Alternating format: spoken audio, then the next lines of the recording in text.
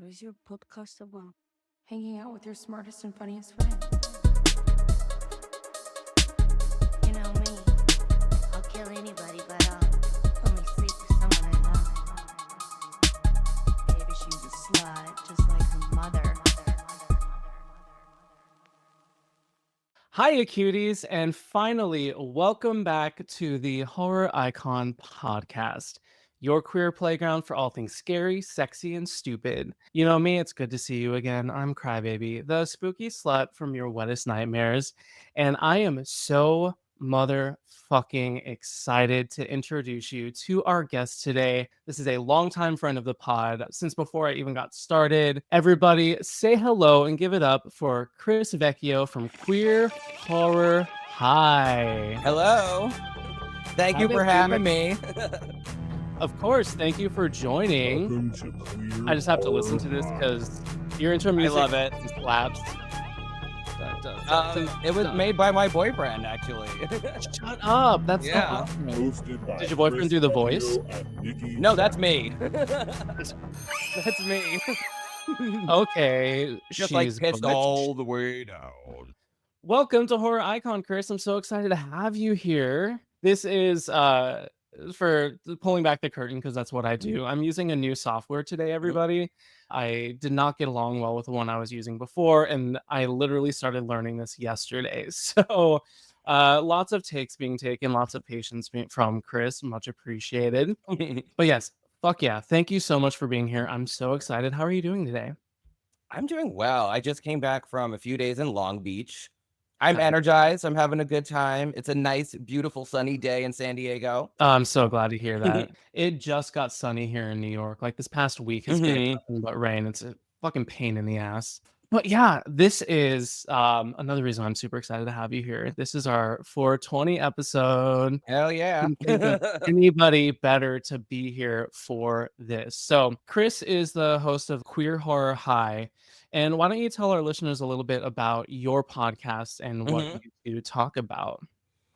So we're a queer horror podcast because I love a pun. I can't get away from it. Queer Horror High is also a pun just on like high school, not, the greatest time of most queers' lives.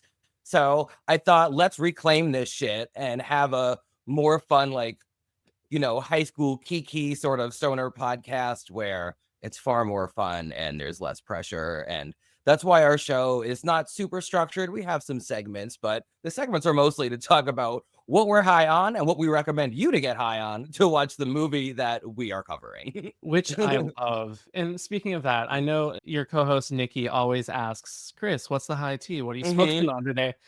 Are you smoking today? Yes, I am. Hell I yeah. am What are we smoking blackberry moonshine, which is a indica dominant hybrid, and it's really fruity and very stony and strong. So that's why my eyes look like this.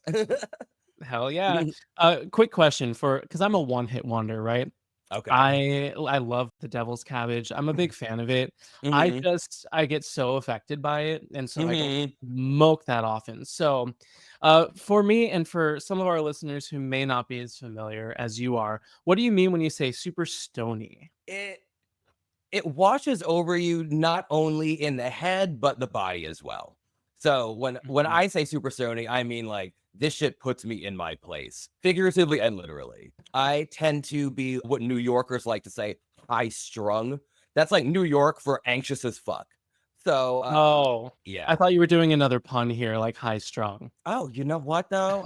I'm gonna use it now. You are high strung, baby. I am, because even on like grams and grams of weed, I'm still a chatty motherfucker. It's just who I am. Can I curse?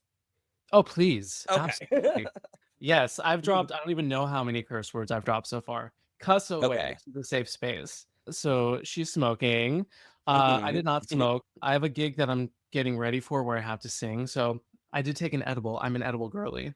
There you go. And I took it about maybe 45 minutes ago. So we got a ticking time bomb going on right now. So let's see how this goes. You and Nickey started this podcast how long ago? 3.5 years ago.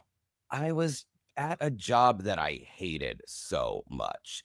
And I had started to listen to some true crime podcasts because the one perk was that it was mindless enough for some of it that I was allowed to. So I found some true crime stuff, but then I was like, this is fun, but the world was really dark at the time. So I was like, I'm looking for something a little funnier, a little brighter. So then I found my way into more like film podcasts. But a lot of them were really dry. And like, I'm a film buff in general. Like, horror is my favorite genre, but I know a good amount about film history and like the Oscars, even though fuck the Academy. But Thank you. Thank you. all awards bodies for the most part are trash. It's so masturbatory. It's yeah. Anyway, It's fun for the fanfare, but I will never pay any subscription service to watch the Oscars. I will find a way to like get Fubo TV for free for a month. Like I am There you not I am not giving them my money. What was I talking about? The show. Okay. So Yes.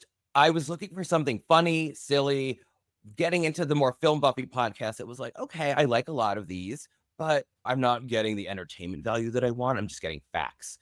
So I was like, I want to create something that focuses on the genre that I like and is also funny. And when I conceptualized this, I got home from work after a terrible day. I got so high and I was just like, I just was like, I need to brainstorm a concept. I want to just get it done. I want to stop thinking, oh, what if I did it, and just do it.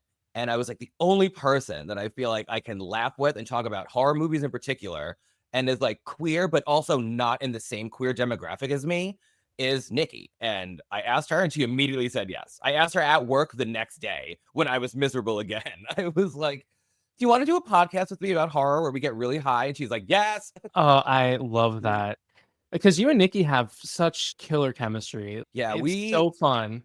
We met 8 years before we started the show at Buffalo Exchange. We had a ritual where we would basically go to Sprouts. I don't know if you know what a Sprouts is. They don't have Of course I know what a Sprouts is. Okay. Oh, right. You're from Vegas. I'm Okay. from Vegas, yeah. Okay. So we would go to Sprouts. We would get a deli sandwich. We would go to Balboa Park, which is the big park in San Diego, and I live really close to it.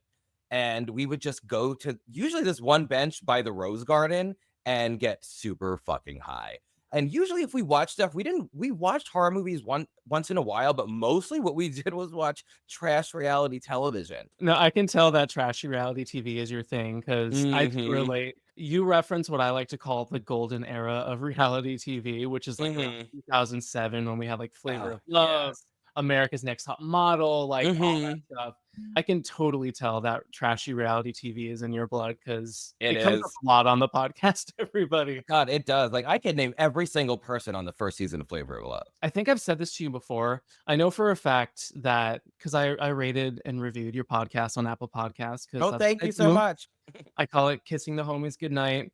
But I'm pretty sure I wrote down something along the lines of like listening to your podcast is very much like it's like 1:30 in the morning. We're in someone's backyard. We're sitting around that shitty frosted glass. And I had that. My parents had that white table with the frosted glass in the middle, and we sat around and smoked many a time around it. So you are totally right. That's exactly the vibe, and that's why I love it. Have you always been a fan of horror? Yes, ever since I was a baby. I can't remember not loving it. Do you remember your first horror experience? I do. When I don't literally remember this experience from the very first time because I was literally 1 year old. Actually, not even. I was 4 months old. My grandma, from the time that I was a baby until probably I was, I don't know, 8 or so, would wear this ridiculously scary witch mask. And there's a picture of her holding me as a baby wearing that witch mask where I look terrified, but also so excited. Probably when I was 3 or 4, that's when I can remember being in her like kitchen hallway where there was this little like wooden pantry closet and opening that pantry closet to get like canned peaches because I loved canned peaches as a kid, and then closing it. She scared the shit out of me. And I loved it. I loved being scared because I feel like it made me feel alive. I feel like you were born to be in horror because were you born on Friday the 13th or you're just born on the 13th? You were?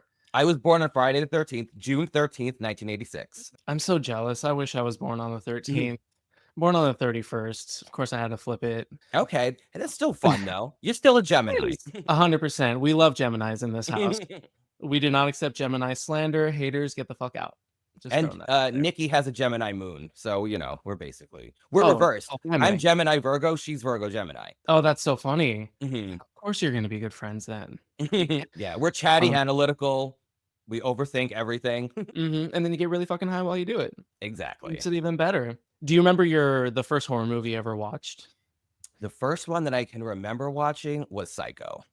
Really? My aunt plunged me into that right away. The two that she showed me when I was, I believe, like 5 or 6 were Psycho and The Shining. And her son was a little too young. He's a year and a half younger than me. And also, like, at that age, I just clearly gravitated towards spooky stuff, and he didn't.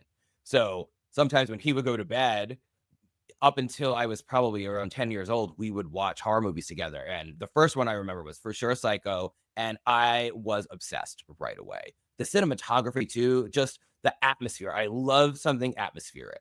That's interesting. Because I had a very similar thing where when I was younger, I for some reason I would not sleep in my bedroom. I would always sleep in the living room with my grandmother, and it would be late at night, and we'd be watching horror movies together, like little 4 or 5-year-old gay baby me sipping on her Pepsi and brandy. Oh, that's how my delinquents got started. So since this is the 420 episode, I also have to ask a little bit more about your experience with the weed. Do you remember the first time that you got high? It's literally don't remember the exact first time. I had one encounter with weed in high school, but there was a lot of bizarre circumstances around that. So I didn't get high and like I didn't really smoke it. But the first time I really got stoned was in college in Buffalo in a dorm room, honestly. We shouldn't have been smoking in there. Or it was in my friend Brittany's car. It was definitely with her that I smoked. And she had a big old Mercury Grand Marquis, I think, or maybe it was a Buick. I don't know. It was one of those big boats of a car. And it was named Bessie because she was a big bitch. We definitely got high a lot in Bessie. So it was probably there. That's so funny. I would have thought that you'd be like a high school bloomer. No, I started late. I was in New York when you grew up. We were heavy drinkers as kids. I could never drink as much as I did when I was 17 now, you know? Yeah, I feel like drinking was more fun at 17 because very similar. Yeah. In Las Vegas, like we start young too. Oh, But that's if I do that now, I'm fucking dead. Yeah, I cannot drink like that anymore. I used to be able to, I would go to high school hungover. I would go to college hungover. I would go to work hungover. And now it's like, I will do anything to avoid a hangover. Can't do that shit no more. That's Nope. why I smoke way more weed. It's like, you know, you technically can get a hangover. It's like a totally different type of hangover. It's more of just like you wake up groggy or like you feel like the high never really dissipated because you went to bed and your body stopped like fully metabolizing it out of you. But I much prefer that feeling to anything related to alcohol. With that said, I do have an alcoholic beverage too. I kind of technically do. I'm drinking kombucha. Oh yeah, yeah. There's a Yeah. little in there. There's a little bit in there. I'm drinking what I used to drink in high school. These are like in again. Did you, just out of curiosity? No, you were, because we're around the same age. You got to experience the original recipe of Four Loko, yeah? Oh yes, I did. Ooh. Oh my God. Turning over They my made you life. feel like you were gonna have a heart attack. What did they take out of it? Was it like chlorine or something like that? I don't know. I'm not a scientist. I just remember I played very stupidly. I played a game of Flip Cup with Four Loko, I'm a flip cup champion. like legally or like. Oh no. There was like a rugby association in Long Island where I grew up. They would get together, do a fundraiser. I don't remember what these fundraisers were for at the time, but there was a flip cup tournament that they would host. I think the 4th year we won, and we were down a player, so someone had to like double up the drinking and flipping, but it had to be like the same person every time. And I was like, you know what? I'll do it. And we won that year. And I was like, good for me. Gosh, I had no idea I was in the company of such excellence here. Goodness. Yeah, I was always good at flip cup. Mm-hmm. Oh, I wish. Inconsistent as always with me. How's your experience been with making your podcast? It is so hard, but I love it. It's like, it really is a labor of love. Like, our show is not low budget, it is no budget. Like, we have, you know, we have not really put money into it in that way. We just have a good fucking time. And with that comes maybe sometimes irregular scheduling and inconsistencies with releasing episodes, but anytime I release an episode and we're done, I'm so proud, even if it's crunchy. It's just like the intention, setting a goal, doing it, finishing it, and hearing the final product is always satisfying, regardless of how it turns out. Yeah, I would agree with you. It's very fucking hard. I'm looking directly into the Yeah. camera here. It's It very is. fucking hard. It's hard. There's a reason why I think the last episode I released of this podcast was back in September. And that's because I immediately went into working like 4 jobs for about Yeah. 5 months. And then now I'm just significantly less employed. But I feel very, very fortunate to be able to put some of that time into it because you're right. It's so tedious. It's so fucking tedious. Mhm. So worth it. It is worth it. And what I will say, as somebody who pretty regularly listens to your podcast, I think I am never thinking about any of the technical stuff, like any background sounds or anything Mhm. like that. And I think a huge part of that is, again, your relationship with Nikki and just Mhm. how you banter. It's less like you're listening to something and more like you're part of a conversation. Okay. That's good to hear. Of 'Cause course. that's what we always hope that's how it goes, that our chemistry and our ability to just talk with each other seamlessly and not feel awkward, Mhm. is what we hope, like, supersedes maybe some of the technical shortcomings because, again, we are no budget. We don't have a network or any sponsors. We've never had an ad. I'm not saying we never will, but probably won't. I don't know. I don't want someone to have to be like, "You can't do this because my ad's in your show." I could totally imagine a weed centric company or something being down to, but it's like it's so Mhm. niche. It is so niche, and social media, especially the metaverse, makes it so difficult for regulated goods to appear anywhere on their platforms. So Yeah. Meta instituted policies that it's across the same across the whole world. So because weed is not legal in most of the world, and neither is alcohol. Well, not that alcohol is not legal, but it is highly regulated far more in other places than it is in the United States. But they try to make it streamlined so they don't have to do more work, even though they're a rich corporation. I have a question Mhm. about what you cover and like how you decide what you're going to cover. You said you don't really plan all too much, right? It's usually random. I'll be like, I want to cover this movie. And then the next time we record, I'll be like, Nikki, which one do you want to cover? And then we just kind of bounce them off like that. There's some times where we have a period where we'll release something for a specific occasion. We've had several Black History Month episodes. Mhm. We've had a few Pride ones here and there. We always have a 420 one. It's been far more free and just kind of like whatever piques our interest in the moment and whatever we feel like we can talk about where we can both contribute to the conversation. We went to do his house one year Mhm. and we were like, one, this movie is very serious and it should be. It's a really strong social commentary about immigration. And while Nikki is African American, she's not a Black immigrant from Africa. So we were like, maybe we just talk about what we like about this movie in like a smaller part of another episode, but we don't want to cover stuff where our commentary isn't really needed or informed. So we try to always keep that in the back of our heads too.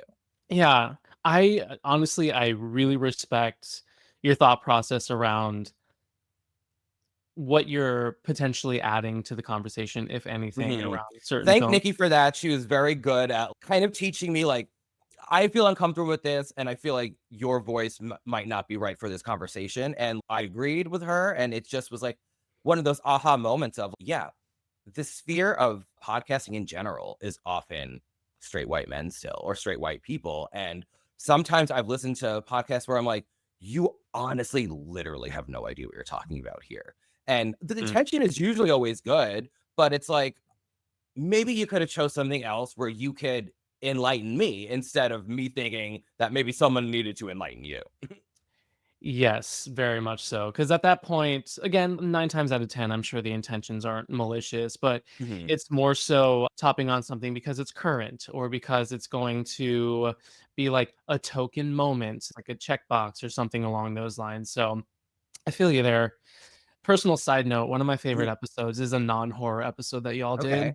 Pimp My Penguin. Although, I mean, Okay. I don't know, because it was the Batman, what was it? Batman Returns, right? Yeah, because That's the horror. villains in that are all wonderful. And out of all the Batman movies, I would say the two Tim Burton ones, while I am not the biggest Tim Burton stan as a human, they are the most horror forward, for sure. Very much the atmosphere, the mood, and I mean Michelle Pfeiffer is Selena Kyle. Yeah, what Um, little uh, queer child didn't see her in that cat suit and was like, "Eh, I'm mhm. feeling things, and I'm not sure what things they are." Clearly now it was, I want to be her. Not I want to do her. I want to be her. I want that. I want to Mhm. serve this energy in my life. And Mhm. I'm unsure if I ever did, but I'm still hoping to. Same. Definitely an inspiration, and my drag is Michelle Mhm. Pfeiffer's Catwoman. The edible's kicking in. This is great. Yay. Feeling very happy. Yeah, and my kombucha's gone. What's in the future for Queer Horror High? We are a little open-ended at the moment, but we do have our 420 episode on the substance coming out on 420, hopefully. Oh, I am so there. I am so fucking there. I'm excited Yeah, for that one.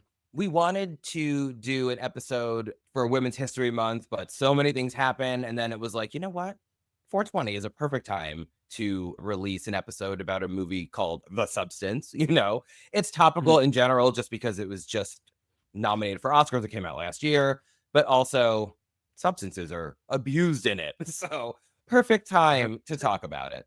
We're also going to do an episode for my birthday this year because it's my next Friday the 13th birthday. Oh, that's awesome. Oh, Mhm. that's so fun. What is it gonna be a Friday the 13th? It has to be a Friday the 13th. I'm not sure because we've done Friday the 13th episodes on other films. We did one on 13 Ghosts, 13. We did one on Killer Clowns from Outer Ah, Space just to switch it up. But we might return to Friday the 13th part 3 because I do feel like it's been a while, but I'm not sure. We haven't discussed that yet. We haven't really discussed any of this too much yet because we've been a little more fluid. But mhm. it's my Friday the 13th birthday. We cannot pass it up, especially because my last one was skipped because of leap year. So, I haven't had one since I was, I think, 27. Oh, damn. Yeah, we gotta get you in there then. Mhm. I was gonna say, I think for the substance, that could also I mean, it's like a belated Women's History Month spiel too, right? Oh, Because yeah. Yeah. It it's in a definitely month. tackles beauty standards and all the shit that we do or women have done mostly to their bodies because society says to. And then the way that society is like, well, you shouldn't have gone that far. And it's like, well, maybe you should have not shamed me. We definitely touch on that type of shit in the substance. Excellent. So, I have some rapid fire interview questions for you, Chris. Okay. Yes. Uh, I'm I'm ready. this is something I'm trying to do for every time somebody it's like their first time on the show. Hmm. So we're gonna kick it off. Don't think about it. Just quick fire response. First thing, most important question: are we feeling hydrated today? Literally never once in my life have I felt hydrated. I like water, but most of the time I drink water, it's because I feel like, oh my God, I need some fucking water right now. And that means you're not drinking enough. Fair I enough. just like flavor. My nose doesn't work very well. So I tend to not probably be able to taste as well as most people. So I like lots of flavor in everything. I'm finding out that we have a lot more in common than I thought because I too do not have the best sense of smell. And Okay. Yeah. I too very much love getting just assaulted in the palate by flavor. Mhm. The Me too. bolder, No the better bland for food for me. me. No. Speaking of food, what's your favorite go-to snack? Reese's. A Reese's Reese's? peanut butter cup. I love them. I think they're probably an evil company though, so should probably slow down on that. But my God, I love chocolate and peanut butter. What's your favorite strain? If I had to pick one, it would be Purple Punch. It tastes like grapes and blueberries. I like a fruity indica. I've said that on my show before. I love a fruity indica. Purple Punch is, I think it's either indica or an indica dominant hybrid. I used to like Blue Dream when I was younger before I realized that there were more options available because Blue Dream is super tasty and it's like a basic strain that most people know, but it definitely is one that like takes you up a little bit. And I need to Mm, go down. I will have to try that one. I honestly, I'm not gonna lie, I know nothing about strains. I just show up and I smoke. didn't until recently. Oh, really? Yeah, Okay. probably until like 5 years ago. That makes me feel better because I feel like such a pillow princess when it comes to weed. I just let somebody else do it for me, and I enjoy. So, what's your most recent binge watch? Truthfully, it was Top Chef. Really? Yeah. I love Top Chef. Me and my boyfriend watch a lot of Top Chef. We've been out of it for a little bit, so we've been binging the couple of the newest seasons to catch up to the season that's currently airing. I love to cook. That's another one of my hobbies, though I haven't been cooking as much lately. My boyfriend does way more of the cooking now, but Mhm. we're both foodies. Have you done any attempt at making your own edibles and stuff? I actually haven't. Nickey has, though. Oh, yeah? Oh, she's gotten me fucked up all of the stuff that she's made. Not surprised. Like, she's given me a butter before. Mhm. Delicious. Very nice. Just Mhm. saying, if you love to cook, maybe something to explore. I know I should. Who's your horror crush? I have two. Because I Okay. have like the one that's my root is absolutely Ryan Phillippe from I Know You Did Last Summer. Douchey character, but you know what? I wasn't thinking about that at the time. I wanted to No. be Helen, Sarah Michelle Gellar, and I wanted to be on Barry. But also when I got older and started to be into, I don't know, different types of men, like less hot standard 90s twink, I realized my standards were wider than I once thought. And Kirk from the Texas Chainsaw Massacre, the first one. Oh, He's I the would one in the probably denim shirt and it's like open. He's got all that chest hair. And then when I saw that when I was probably in my like late teens, I was like, oh yeah. it's like that's Like the ticket right there. just like another facet of my type. And then he died first, and I was so sad. Yeah, but I mean, let's talk about a killer fucking death scene though. That one's so scary. It is great, and it really does set you up for the rest of the movie. And then you get to see his little otter body on the table later. So Okay, I think I already know what the answer to this one's gonna be, but I'm gonna ask it anyway. Which movie theater candy would you be and why? I know you would think I was gonna say Reese's, but I'm thinking about like my personality, and I would be a Sour Patch Kid because I'm colorful and I'm sour as fuck. Same. I think that's a Gemini thing too, because when I worked at a movie theater, my nickname was Sour Patch Kid because I Okay. would I would insult somebody so harshly and then immediately just start cuddling with them and just being like, "It's okay." Yeah, So because I like feel that. people like us, you only insult the people who you even notice or like. You? Glad we're Yeah. on the same page on that Yeah. one. If I don't like you, the face will be totally different. No, if I don't like you, I'm not even interacting with you. Especially if it's someone who's trying to get me to react to them. You ain't getting nothing. Which horror movie character/trope do you most identify with? See, this is gonna be interesting too, though. Huh? I don't traditionally identify with the stoner. I would say Really? in more modern horror movies, I do. But the stoner in old school films is more of like a carefree hippie character or the comedic relief. And I can be comic relief, but I don't feel like my energy would ever be described as chill. And I think Fair. that stoners often get, "Oh, you're so chill." But overall, as a human, that's just not me. To me, I've always identified with the final girl, which is so obvious, but it's more so that person who's loyal and is making sure everyone's getting out of here.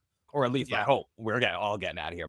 I feel like I'm someone who is someone in the horror movie who takes action, but again, isn't the alpha and still thinks. I think faced with action that I can see coming, or there's a situation where I can prepare, which you never know if that's going to be the case, but I feel like I make good decisions. Well, I was gonna say because I know you are very observant. You lock on to things that I don't think any average person will notice. So that makes a lot of sense. You have to be the one person that actually sees what's going on. As somebody who identifies with the final girl, if you were then in a horror movie, what subgenre do you think you could survive? I have two. Okay. First off, I immediately go to the slasher because the slasher is so formulaic and I am observant and that formula is now embedded in my head. So I feel like if I found myself in a situation that I'm like, oh, this is replicating a slasher, I would know, okay, this ain't the time to start token up. I am not such a stoner that I can't snap out of it and snap out of it. Sorry, I had to do a bad Cher impression and just crumble in my highness. And the second one is anything where there's, I wouldn't say maybe like a witch movie, or like a movie where you have to respect an entity or dead villain's boundaries, which I feel like is often something about a witch or like in a possession movie. If I'm at like a sacred burial site, I am not going to be the one to be moving shit around. I'm not going to disrespect the culture. You don't fuck with that shit. You don't wake the demon or the witch and they don't want to kill you. And I'm not that person. Did you want to do the most embarrassing moment of your life question? Yeah, why not? Why not? What's the most embarrassing moment of your life? Because it ties into Flip Cup again. It was at the first Flip Cup tournament we ever did as a team. It was the first year of the fundraiser. Unbeknownst to our team at the time, they were waiting for more teams to sign up, more people to come in and spend more money before they started the tournament. But everyone was playing games. So I thought we had started. So we had won like 5 games in a row. And my team was so drunk because we were one of the first teams there. Then the tournament started. And I'm like, we're like, the tournament's starting? Like, what have we been doing this whole time? And then we got knocked out in like the first or second round that year after winning so many games. So we went back and just started playing Flip Cup at my friend's house. And one very competitive lesbian was like, I will challenge anyone to one-legged in your underwear Flip Cup. And I won. But at the same time, now I was just beyond drunk. And I woke up having like, who hasn't, but like peed everywhere, like in the upstairs, all over. I think maybe on a friend who was sleeping on the couch. And then I had to pee again, and everyone had to direct me to pee out the window because we were upstairs and I was not getting down the stairs to go to the bathroom. Yeah. So waking up and finding out that I had done all that was the most embarrassed I have ever been. That is quite embarrassing. Yeah. My final question for you, Chris, is what are you looking forward to right now? What am I looking forward to right now? Well, in the immediate future, my Friday the 13th birthday. I just feel like it's always a great time. But in general, I am just looking forward to this administration getting the fuck. Girl. Like, it's just making everyone in my circle so, in a way, energized and fired up. But fired up isn't always fun. And I know everything doesn't need to be fun, but it just feels like a serious time right now because we're at war, Yeah, I co-sign that 1,000%. Yeah. Anyway, yeah. That wraps up with our rapid fire interview questions. Thank you so much for indulging me and letting me ask you a bunch of silly, nonsensical questions. You're welcome. I'm pretty open. Love it, as most Geminis are. This is a Gemini love fest, everybody. Music to my ears. And that sound is going to take us right into what we came here to talk about. We're talking about weed and horror and the tropes that we see with stoners. Weed and horror very much go hand in hand. I think a lot of people, when they think of horror movies, one of the first things they probably think of is smoking weed, getting killed, like with all the slashers. Oh, yeah. But when I found genre that's most in the public consciousness, I feel like. Subgenre. Yeah, I would agree. A lot of people just think that that's straight up what horror is. It's either that or a ghost movie without realizing all of the other genres in between. But one thing I did find interesting when I was doing my research, I found out that weed started becoming criminalized and more regulated the same time that modern cinema was coming to. And being Yeah. Reefer Madness. Reefer Madness. I tried sitting down and watching it to prepare for this, and I couldn't. It's hard to watch. It's like, okay, I saw it once so long ago, and it's just so poorly made. There's a funness in it to watch it while high. Yes, not marijuana. I don't even want to call it that because that's like a term that was created to make it sound ethnic and exotic, so white people wouldn't want to smoke it. Oh, shit. Okay. I did not know that. Yeah. Cannabis is a hallucinogen, but it's such a mild one. And what they show in Reefer Madness is just insanity. Like you drop 4 tabs of acid. And even then, acid doesn't do that shit either to you. So it's just so unrealistic. And it's funny to look at it, but at the same time, that really drove the conversation on how the average suburban American viewed weed at the time. And that's scary because it was so inaccurate. Yeah, it's so interesting because there's some interviews and stuff that I've watched with either actors that are from around that generation or Mhm. like somebody who was in Evil Bong, the actress that played the grandma, not the grandma, but like the wife of the grandfather. She was very much anti-weed, and it was interesting hearing her talk about it in an interview. And Mhm. it was almost like she was spouting off exactly what she had seen from Reefer Madness. I think it isn't a good thing for anybody to take it.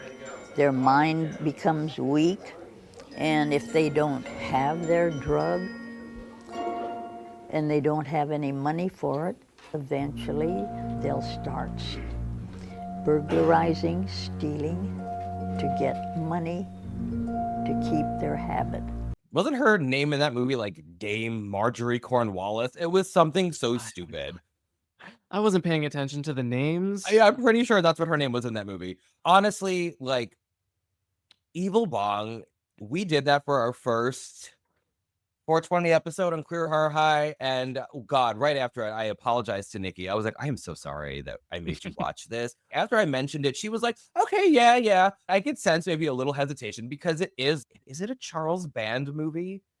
Before I commit to I that, think so. yeah, it just felt like people who maybe had smoked weed while they did other drugs as teenagers and early 20 somethings and just honed in on it because stoner culture was emerging in the 2000s again and just really didn't get it. Those characters just didn't work for me as far as the types of people who could be stoners. Now that a stoner is one person, but it's like the verbally abusive alpha jock probably is not a giant pothead, especially in 2006. I would believe that more now, but there wasn't enough nuance to that character at that time to make it believable at all.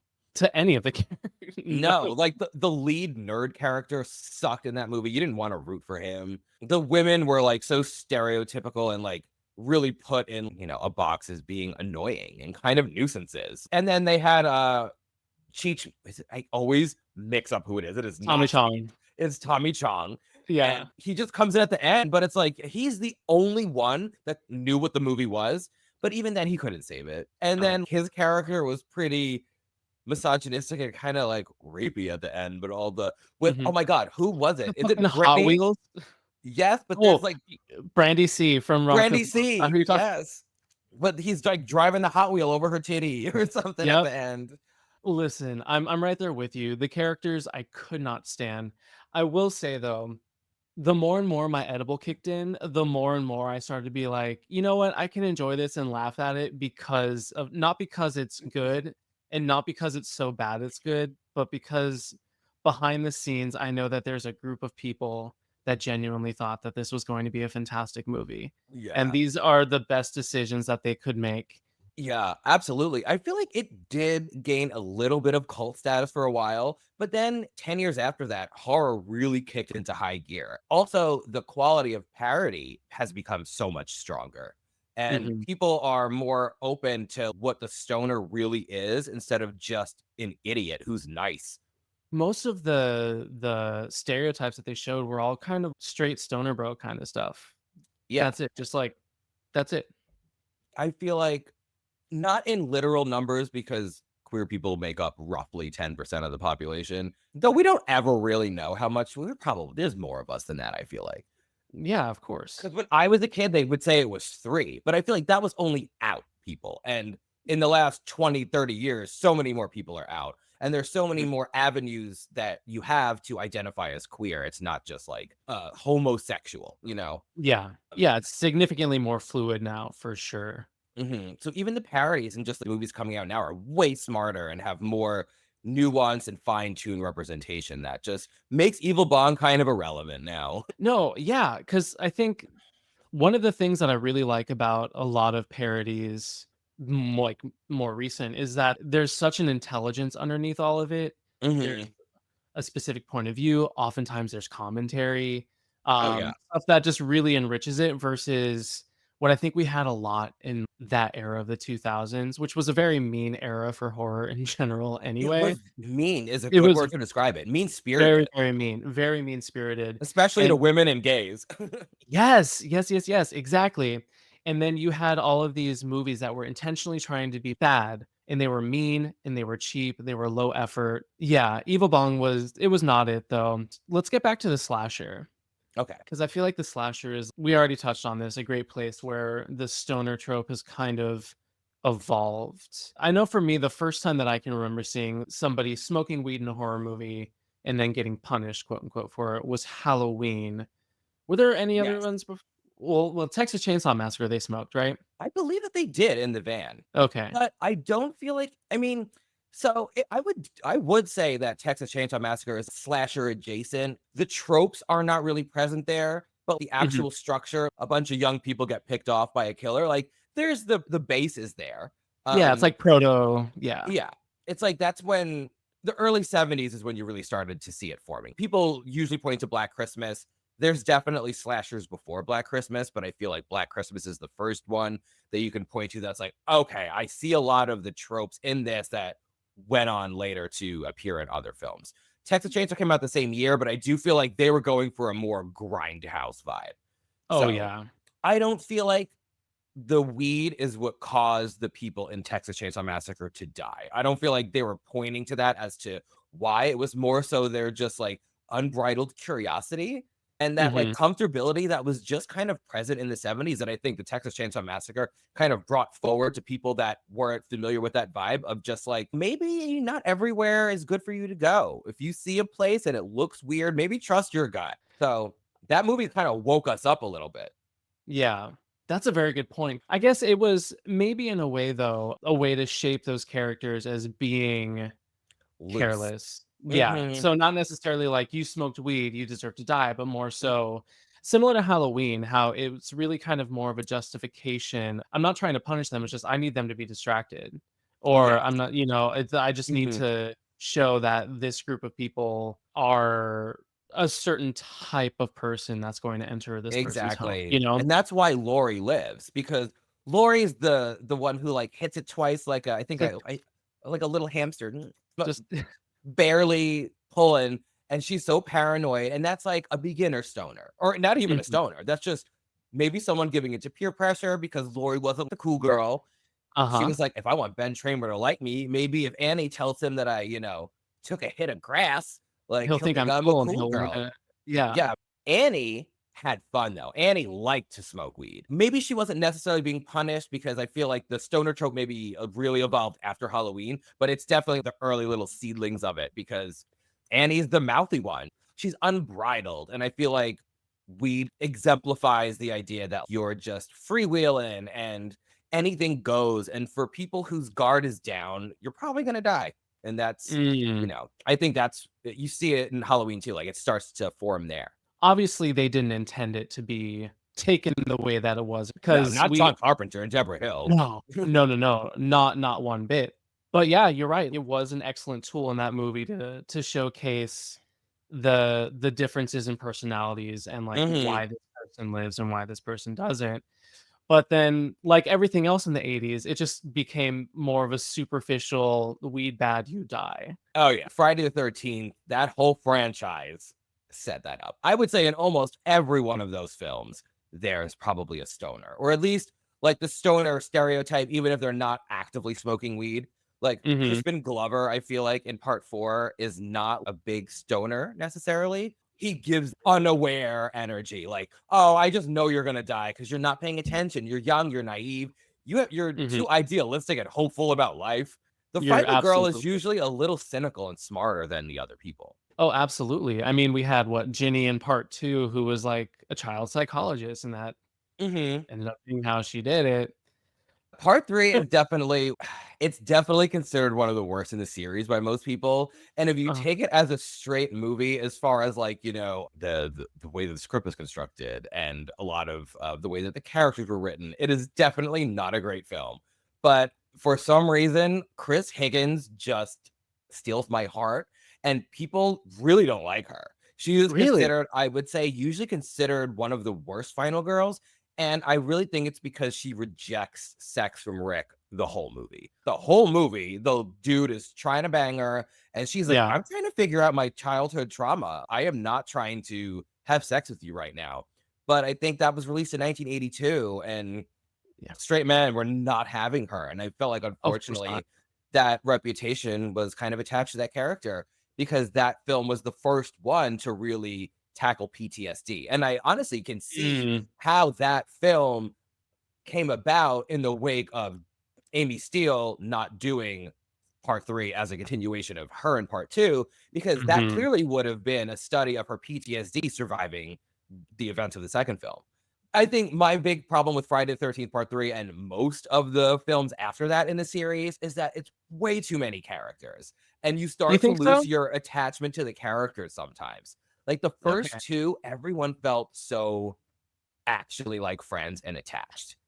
That's true. They seemed like Mhm. they were all members of the same friend group, and now Yeah. it's like we move into Mhm. more token Yeah. stereotypical, like, Listen. here's your stoner, here's your Oh. this person. And also, I will get to this later. Oh, unless we want to get into it right now. Let's get But into like, it. Yeah. okay, Chuck and Chili are 2 of Uh-huh. my favorite stoners of all time, They're so especially fucking Chili. good.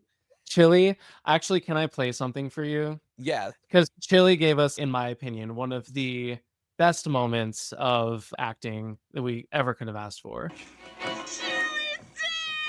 Here it is. Yep.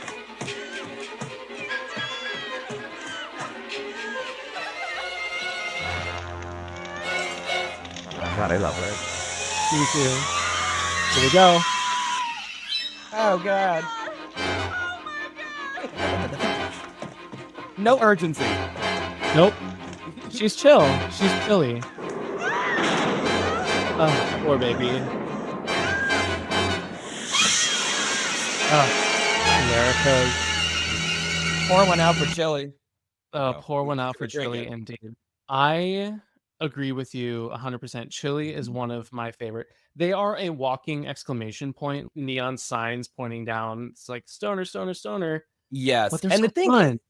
they're fun, and also she doesn't visually look like the typical stoner. Chuck absolutely looks That's like true. like he should be hanging out with Cheech and Chong.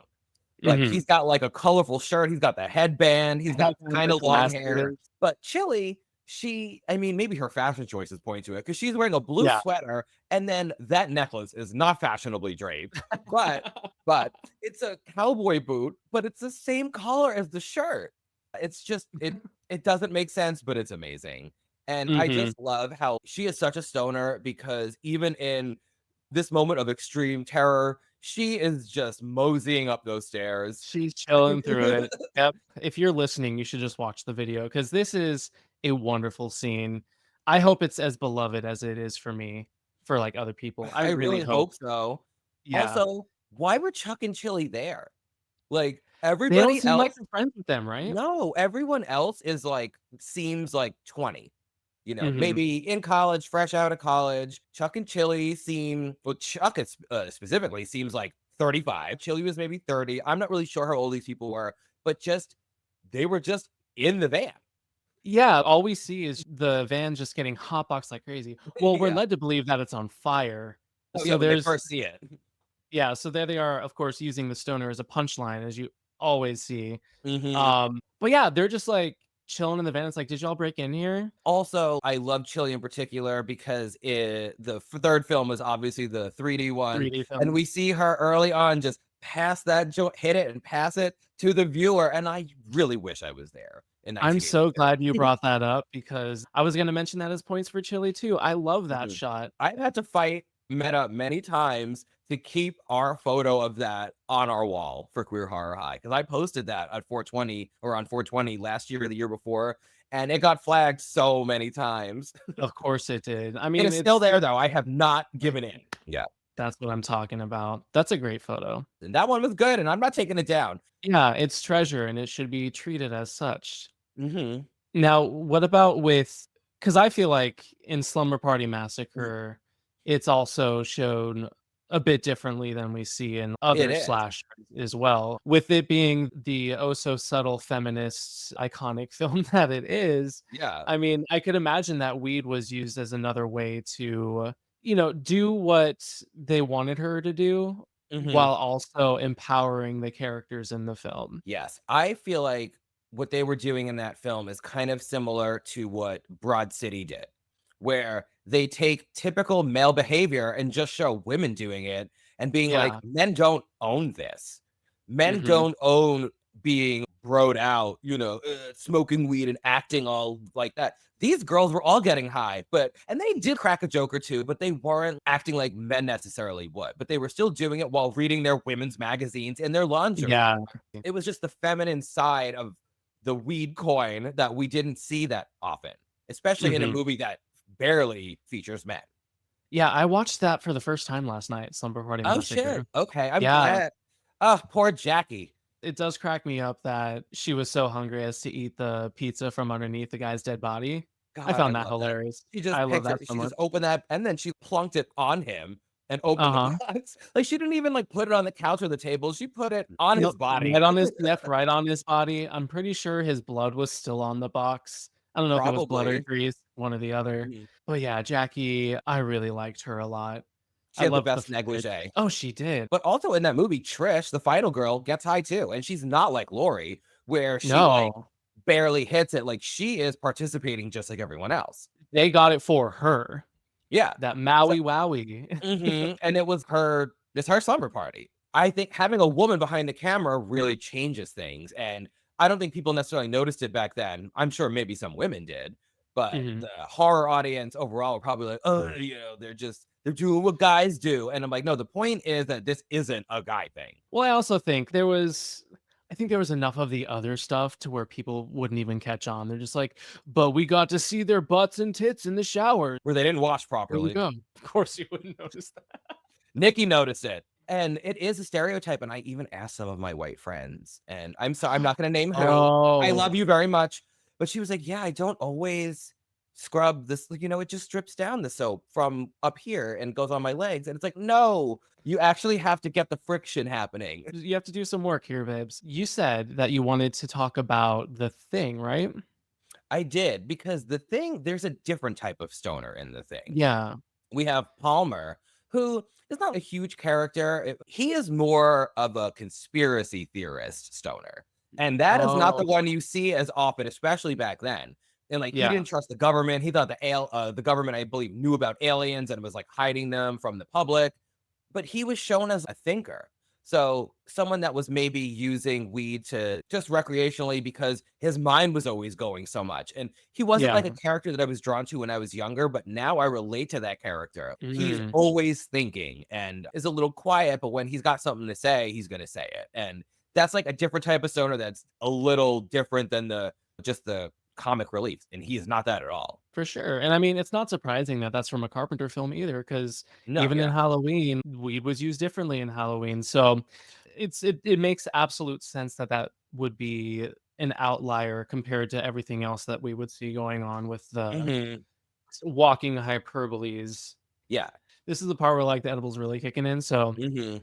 I can't remember. Were there any other movies from the 80s that you were looking to talk about? There's a good stoner in Day of the Dead. Oh, so here's the thing. I don't think I've seen Day of the Dead, and if I Okay. have, I don't remember because all of those of the Dead movies from the 80s, Mhm. they're so interchangeable in my mind. Is Day of the Dead the one with trash? Day of the No. Dead's the one in the bunker with the lady scientist or researcher, and they're trying to come up with a solution to, oh my god, I'm about to quote Stickly, simmer down the zombies, like control them and kind of like Yeah, harness the zombies' energy for, capitalism, essentially. But of there's course. just one army dude who's just the chill stoner, and he doesn't like do anything. He's probably the nicest of the army guys, but he's just kind of like just another bootlicker who just happens to smoke weed.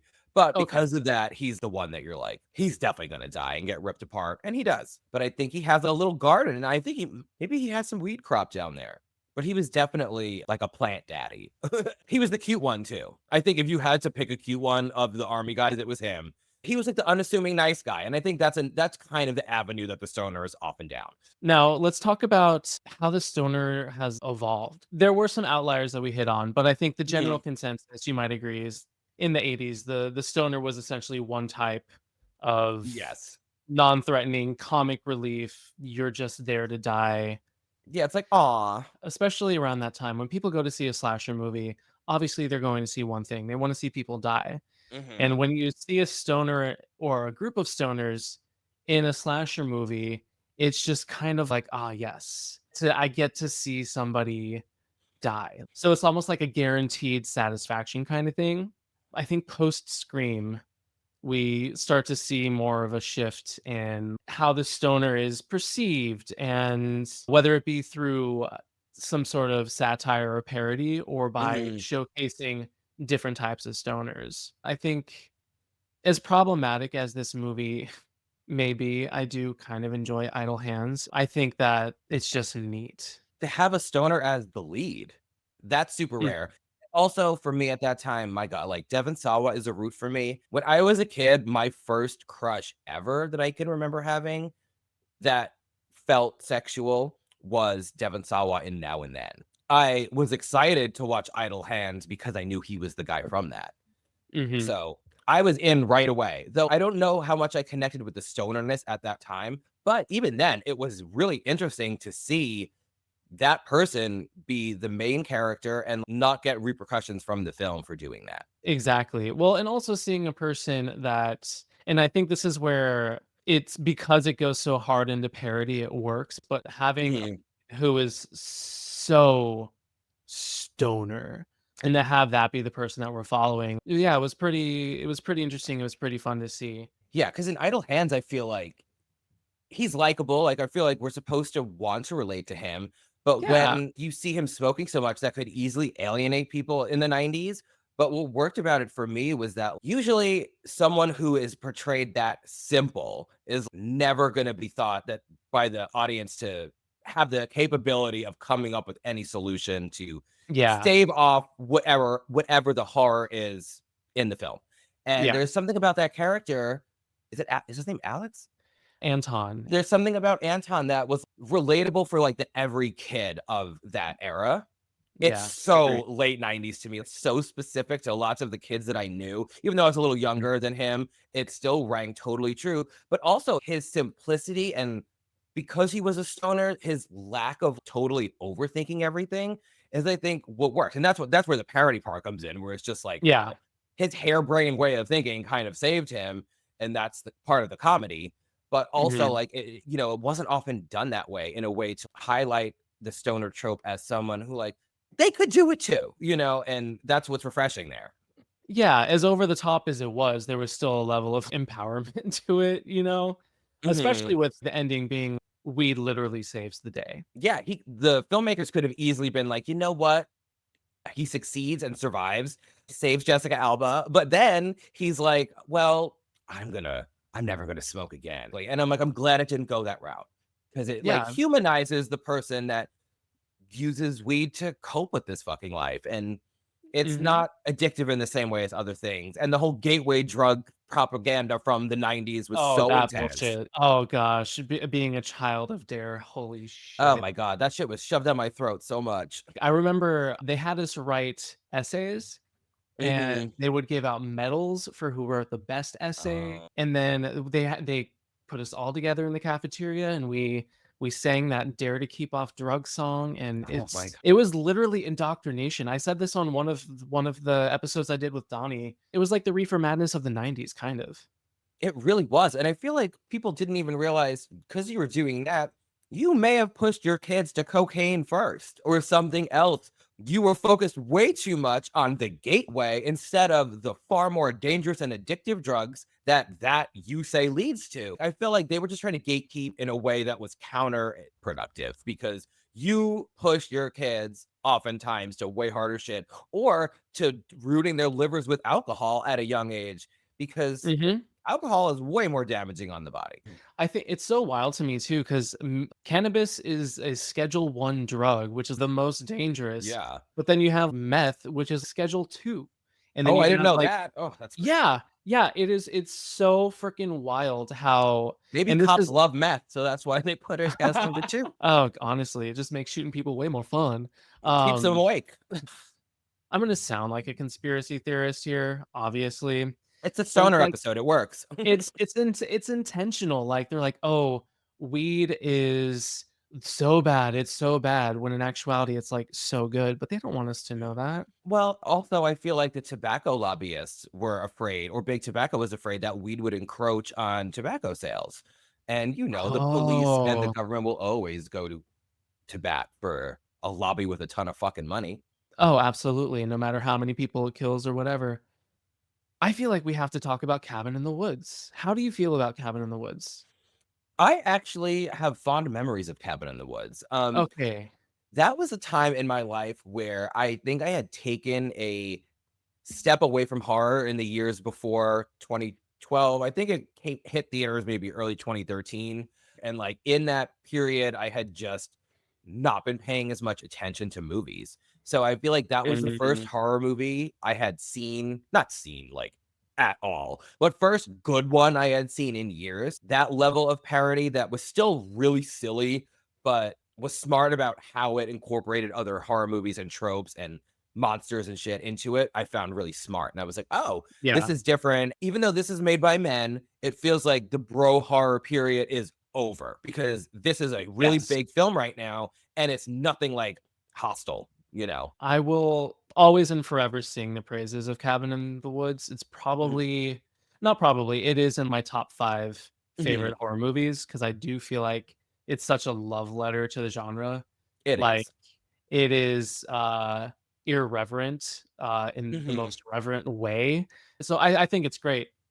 And I know for me, I connected with a lot of different elements of horror when I watched this movie, but this was the first time I ever really connected with and, dare I say, very much liked a stoner character. Yeah, I can see Um, that too. yeah, because Marty, I think, is a wonderful example of the evolution of stoners and how they're depicted in horror. Yeah, he's not a Um, bubbling idiot. What do you call that? a I'm bumbling so idiot. bumbling idiot. A Wow. bubbling idiot. He's bubbling like a cauldron. I That's mean, what my he's brain bubbling. feels like right now. No, and it's funny because he's not that, but we are so brilliantly led to believe that, and then What? it just kind of Yes. those layers start to get peeled off, and I love it. And like you go into that movie seeing Chris Hemsworth at the peak of his, oh, not, I wouldn't say peak of his fame. It's when he like had just really gotten on the map. He was the hot Aussie guy. That Mhm. guy usually, even if he wouldn't survive, would not die in that way. He would make it Yeah, to the end and maybe sacrifice himself for the final girl. Or he exactly. would like make it and in a 2010s movie, maybe she would save him at the end. And it would Mhm. invert it in that way. But in this, no, he just motorcycle and then you're like, oh wow, this is totally changing my expectation of this character and then therefore the other characters. And even with our final girl character, the cheekiness of the archetype that she's representing being the virgin, and Mhm. we learn at the beginning of the movie that she's having an affair with her college professor, and I Exactly. just love the subversion of that trope in there too. I think it's so fucking cheeky, Well, so cheeky. perception is reality. So like if you're still presenting that you're a virgin and you have that virginal energy, then maybe that's enough. We do what we can with what we have. Mhm. But I love that Marty specifically is the first one to know what's going on and ends up being, in my opinion, the true final girl of this movie. Yes. As final as final girls can get in this movie. Right. Yeah, just the idea that the stoner's intuition is sometimes tapped into. Yes, you smoke weed often to release stress, and that's usually the goal. But there Yeah. are side effects that happen that people who don't smoke weed don't understand, and they are so happy to just believe that we could never go there. So seeing it tap into it in almost a positive way to like it enlightens you. It triggers something that isn't necessary is that's considered a positive quality by the rest of society. And not that like we Mhm. need that validation, but in Yeah. 2012 it was actually really nice to see it. It was refreshing, absolutely. Because in my experience, oftentimes what happens to me, I find that it lifts the veil on stuff and I actually see things for what they are versus what my autopilot Yes. self believed it to be, and I think that's also another thing too. Marty, the veil is lifted. He's like, Yeah. "What the fuck is going on?" And I think that's another side effect that a lot of people don't realize. I confront so many, and this is probably going to sound more threatening than I mean it to be, but there's so much that I confront when I'm high that I Mhm. otherwise would not see if I wasn't high. And that allows Mhm. me to be 100% honest with myself. I would I wouldn't say I would bet my life, but I would wager a lot of money that at least one of those directors or writers from that film was a stoner and actually understood the positivity that weed can bring to some people, because Mhm. it was usually never portrayed positively. It was usually No. ambivalent a lot of It the was time. ambivalent, or like you're a deadbeat. Yeah, your life is just Um, gonna go by. You're not gonna do anything with it. That's what they always say. it's funny because as soon as you said that at least one person on that crew had to have been a Mhm. stoner, my mind immediately went to they all have to be. But I realized Mm, I'm looking at it through today's standards because I feel like a lot more yeah, people, especially in the creative industry, shamelessly and dare I say enthusiastically consume. especially queer But people. oh yeah, oh yeah, yeah, yeah, yeah. Well, there's also just to, I guess, tie it all together, Mhm. the subversive nature of cannabis, I think, Mhm. is also very relatable to the queer experience and the subversion of that. And it's Oh just like yeah. these are two things that we are told are sins, that we're told are bad. They're going to lead to terrible decisions. Da, da, da, da, da. So being able to free yourself of both of those. Mhm. Yeah, not shy away from the negative things that other people would say about you if you don't really find them to be negative, or about the things Yeah. that you do. Like, if Mhm. you enjoy weed and you feel like you could smoke it responsibly and the way that it affects your nerves and being benefits you in life, then who gives a shit what other people say about it? Exactly. Exactly. You're not hurting nobody. No, and those people probably have never tried it, and if they have, some people do smoke and it makes them more paranoid, or they can't be productive, or it freaks Yeah. them out, or they have, like, a histamine reaction. There's plenty of valid reasons to not like it, but just thinking that it's gonna lead towards heroin in 2 years automatically, or some other hedonistic thing that a Christian would think is wrong, you're just buying into that old hype, and you're just feeding the propaganda machine, because now, oh god, feeding the propaganda machine. Now I really sound like a conspiracy theorist. No, I love it. That's what I'm here for. I'm the ancient aliens guy now. I I'm need a super good high. wig. I need the wig. We'll get you one. No, but that makes sense. It's all yeah. It's all it's a form of control at the end of the day. Mhm. The more you say that weed is like, what, sacrilegious or terrible or a gateway drug, whatever, all the negative things that you would associate it with, queer people nowadays are getting more confident in who they are. And they're going to see Mhm, those things as like, you're telling me that because you don't want me to experience something that you can't control because you don't really know what it's like, or you're mhm, afraid of it. And if I do it and you don't understand it, it might open my brain to something you can't comprehend. And that's mhm. why I love how queer people are embracing it so much, because heteronormative culture is still like, we like, yes, there's a good budding stoner culture among heterosexuals too. Ha, But in percentages of people, queer people, I would say on average, are more likely to be a stoner. There's just way more of them. I'm just now realizing I don't think I hang out with enough straight people to have realized that. Because in my mind, everybody's cool with it. And Hmm. then I'm realizing I'm like, oh, you know what? Like I actually don't know. I don't hang out with that many cis straight people, so I have no idea what their relationship is with it, but I just felt like in general the world is moving that way, but I think It you're is. onto something. But, like, It it's is more so in the overall. queer community. Yeah. But I think especially in the US right now, because of Trump, it's one of those things that they don't like. Conservatives don't want marijuana legalization to happen. Yeah. And they feel like it threatens too many industries that they hold dear. And also it's something they would have to regulate because they don't Mhm. like it and they don't like regulations. I'm not saying all Well, regulations are good, but they only want to regulate what they want to regulate, and they only want to put in effort when they want to put in effort. And so they're just going to mhm. ban it so they don't have to work hard. And it's easier, I might sound like a bitch when I say this, it's easier to rally support around that when you're trying to spin this enemy as being a moral well, like a morally Exactly. corrupt thing because you're Mhm, gonna have more people willing to buy into that perception because of their own attachment to morality, and mhm. anything new is going to be a threat to the moral fabric of society, and we cannot allow it. So by all means, ban that shit. Don't do it. It's so funny that they say that they don't want to regulate things like they don't want to regulate guns, but they'll regulate the shit out of queer people's existence. My God. Out of women's bodies, out of queer people's existence, trans bodies, all kinds of shit. Yeah, that's all just making things public enemies. But yeah, to your point, what was I gonna say about your point? I don't even know what my point was. I feel like I said like the tangent to the point, but the original point got lost in the stoneness. I'm right there with you. It just comes down to like, if you like smoking weed, smoke weed. Not everything is as morally corrupt as they say it is. They only say it's morally corrupt because they want control. Exactly. And with that, keep harping on it. You should question why. Exactly. That's exactly it. Start questioning why, because that's what I do. Woo! I think it's time because I'm starting to get up there. Woohoo! Me too. I think it's time that we bring this home and do something I'm so excited to hear from you. So, listeners, Chris and I had decided on 5 horror movie characters with possible honorable mentions that we think would be the best to smoke with. Should we just do like one at a time? Sure. You do one, I do one? Yeah, because we might have like ones that overlap, and then I can just sub in an honorable mention if you There we go. Yeah, because I honestly, I would be surprised if we don't have at least one overlap. I think we're going to have at least one. So the first person that I have on my Nightmare Blunt rotation should come at no surprise to anybody who's already listened to my franchise episodes talking about Chucky. My number 1 is Don Mancini. I would love to just be in the same room as him. I am very much in love with Don Mancini.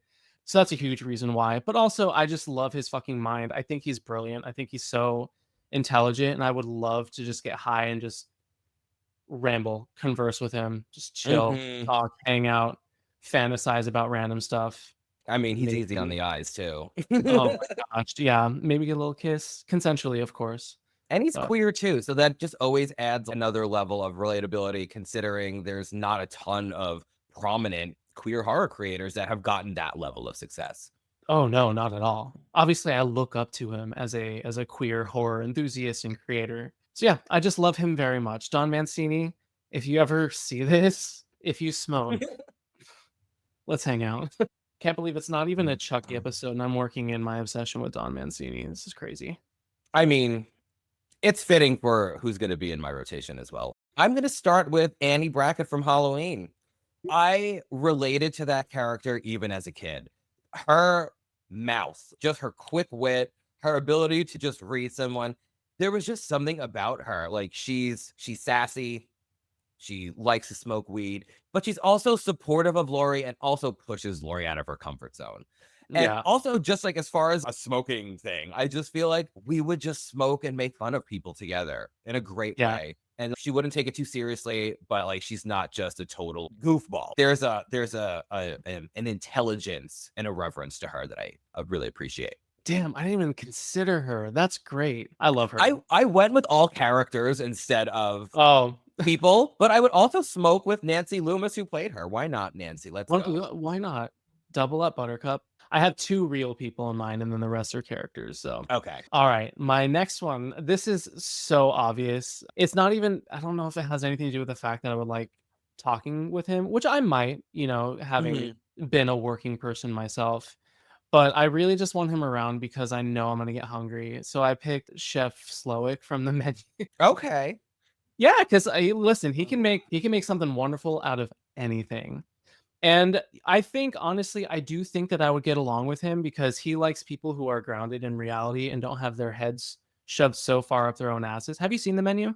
Yes, I have. Okay. And it's Ray Fiennes, right? Yes. Okay. Yes. And he's also easy on the eyes. He is. I hate to say it this way because this might be offensive, but he's one of those people that I just find ugly hot. Like I don't want to say that he's ugly, but I could easily see how someone else could be turned off by you. But there's something about that specific quality on you specifically that I'm like, I don't know, it works. So I get that from Ray Fiennes. I get it though. I think what it is there's some people that have certain animal-like characteristics that are traditionally not attractive that can also be attractive because there's still an animal element to it. I think Ray Fiennes on them. Yeah, there's kind of like a rat like quality. That also There sounds kind of is. mean, I but know, but I think most people can relate to that. I have definitely seen yeah. other people say there's something about him, but like Mhm. the way that they're talking about it, I can tell that what they're really saying is, yeah, normally I feel like someone with these features, I'd be like, okay. My second one Mhm. is Cece Cooper as portrayed by Sarah Michelle Gellar in Scream 2. Omega Beta Zeta. Omega Beta Zeta. Omega Beta Zeta. Something is up at Omega Beta Zeta. Police are everywhere. Oh my Yeah, god. I You're was so good obsessed at this. with Sarah Michelle Gellar in obviously 1997 is her banner year. She had Yeah. Buffy premiered that year. I Know What You Uh-huh. Did Last Summer and Scream 2. I mean, literally, is there a more iconic year for anyone? Meryl Streep move over. She is like my like envy root. There's something about her body language that I liked to mimic as a young like queer in all of those things. Like in Yeah. Buffy, she was a little more gruff and hard, but she was still feminine. And not that you need to be any of those things, but at the time, that was revolutionary. She was a prickly woman and she was not like, I don't know, the girl next door. And in the 90s, it was like a Yeah. cynical time, but the lead was always like a Clarissa type. But yeah, Cece in Sarah Michelle particular, Gellar. though, So is good. just sassy and she had good film taste. When they said in their little film class, one of the guys is The Godfather Part 2 when he's pointing to a better sequel. And she's like, yeah, well, there's no accounting for No taste. accounting And for I agree with taste, yeah. her because I absolutely prefer the first Godfather. And also that amazing outfit that she was wearing. There's something about that character, like the film knowledge and what she looked like and the sass all together. And it's Sarah Michelle Gellar in 1997. Like, Yeah. I definitely want to get high with her and talk film and talk shit. Oh, you are so good at this. It's pissing me off in a good way. Thank you. My last one's going to be funny. I got a funny choice in here too. Oh goodness, we'll see. I'm gonna laugh if your last one and my last one are the same. My next one, I'm gonna hop back to a real person. I selected Rachel True. She's the actress that yes. she's from The Craft. Yeah. Yes. I love Rachel True. I see her like she's in all kinds of horror documentaries and stuff, and I just love just the way she talks about stuff. I think is so funny. She reads tarot. She has her own tarot Oh, good deck. for her. Yeah, she's Yeah. been a judge on Dragula, and she just has such good energy. Exactly. She just has that's exactly it. She's the kind of energy that I would just love to be around while I smoke because I'd feel very held. I feel very like safe. Yeah. But also entertained. And I think she's fun. Okay, so my third one would be Ellen Ripley. Okay, it's because of the like queer non-binary coding. Like I feel like I could pull it out of her. Like, come on, Ellen, come out. Like, talk to me. But also, she seems like introspective, and I feel like she'd be the one blow my mind. She would just come up with a new concept in astronomy while high, and I would be like, oh my God. And I just feel like on that genderless level too, we could have good conversation. She just seems so fluid and like a feminist character of the time, but also I feel like gender didn't matter to her. No, I Or would them, agree. or them, to them. Or them. Yeah. I agree with you 100%. I can totally see Ripley being that person that's just gonna drop out of nowhere a truth bomb, and you'll be like, "Oh shit." Yeah, she'll be quiet for like an hour, and then just the most poetic shit ever, and you'd be like, oh. All right, my fourth one. This one, I put her on literally last minute. Next person I have, I think is just a practical person to have there, and that's Megan. I mean, it's kind of like smoking with a video game. It would just be very entertaining again. But also, from a safety perspective, she can keep an eye on all of my vitals to make sure I'm doing good. That's true. And she could definitely entertain you with some of that dancing. Absolutely. We can make some TikToks. I'd get famous. So, oh my God, yes.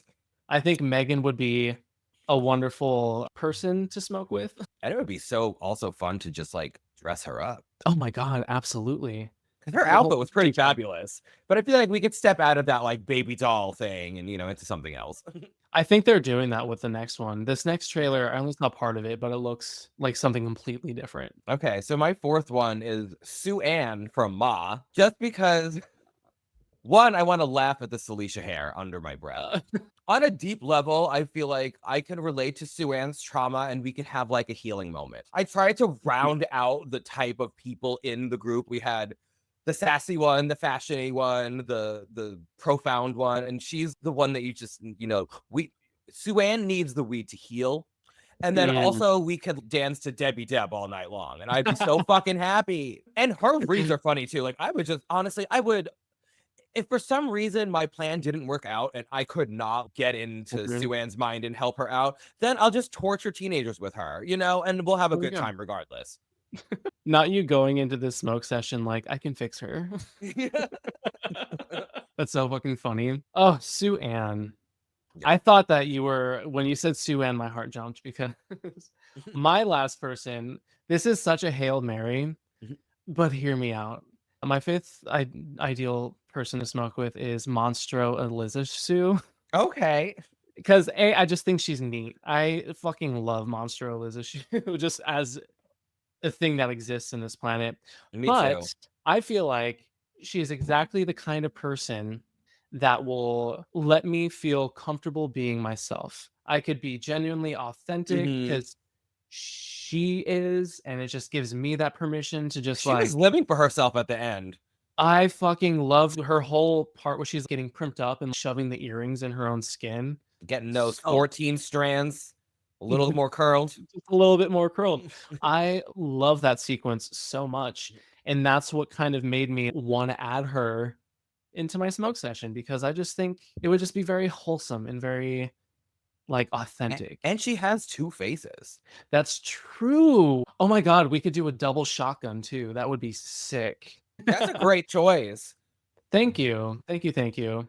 My Um, last choice is mhm. who I lovingly refer to, and Nikki as well, as Thrusy from Hellraiser, aka the female Cenobite. And that female Cenobite is what she's officially called. And because I just need to see that. I just need to see it happen. That, how would it go? Exactly.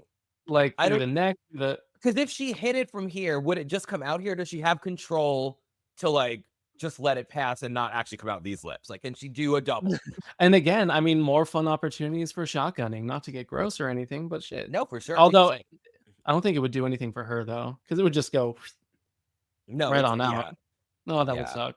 Maybe At if that she point, just she's just a if she human just pipe. pinches these lips, then she could just, she's just got to hold them. That's But I'm true. thinking Yeah. if the Thrusy isn't blown out, then it might have the integrity to not allow liquid through. Yeah. I don't know. She's been doing this for eons. That's true. I'm It sure might the be. Thirsty's seen some action. Yeah, it probably has. Excellent. Oh my God, that's so Mhm. fucking funny. Yeah, I have to So, throw her. She was the first one I thought of because I was oh just like, really? I need to see it. That was it. I need to see it. I just need to understand the mechanics of how it would work. Yes. Fuck yeah. All right, so that was fucking great. Oh, actually, I'm gonna ask you, do you have some honorable mentions? Oh, yes, I do. Okay. Mhm. So, I didn't put these because I feel like it's a little obvious for me, but I'm gonna do it anyway. And you mentioned Don Mancini, Mhm. both Chucky and Tiffany, Mhm. or even as a human being, specifically Jennifer Tilly. Fertility. Yep. Yeah, I mean, there's just something about Jennifer Tilly. Like, I saw her the first time I actually saw her was in Liar Liar, and I was like, "Who is this woman?" And when I looked her up, she was like 15 years older than I thought she was, and I was like, "My Mhm. God, her jeans are fantastic. Her titties in that yellow suit, I think it was yellow." Oh. And then I saw her in Bound, and I was like, "Oh," and she's clearly down with the gays because she is fine playing one of us very well. Mhm. And then I saw her in Bride of Chucky, and I was like, goddess. I just love her. Mhm. And obviously Tiffany and Chucky are just foul mouth little fucks. And I would love to get high with them. I would take the risk. I mean, hopefully you can get some of Tiffany's Swedish meatballs. You know, Oh yes. Jennifer Tilly / Tiffany is also on my honorable mentions list. Mhm. Yeah, for sure. I'm with you there. On mine, I pretty much I almost selected one Dragula girly, Mhm. but then I realized that I couldn't pick just one. I love so many of them. Yeah, which one? I wrote down just Dragula babes. Bitch Puddin', Coco Kane, Fantasia Royale Gaga, Oh yes. Zavaleta, and Asia Consent. That's my Yeah. Dragula blunt rotation right there. God, I love Asia. I was so glad she won. Me too. I also love Bitch Pudding too. I'm excited for this season. I'm just glad that it's still going. I watched the first I started watching it shortly after the first season aired. My one friend who's a drag queen in Chicago was like, you like horror, you should watch this. And so I was like there for season 2 when it started. So seeing it evolve, it evolved so quickly. So, my God, I am high so much so quickly. There we go. I'm just happy to see it's still going, and the Boulets are making enough money that they can give the prizes away themselves, so they don't have to get corporate bullshit sponsors that taint it too much. So that's what I appreciate there. Same. I didn't get into it until season 4 was the first one that the resurrection thing was. Oh my God, season 4 was the season of the drama.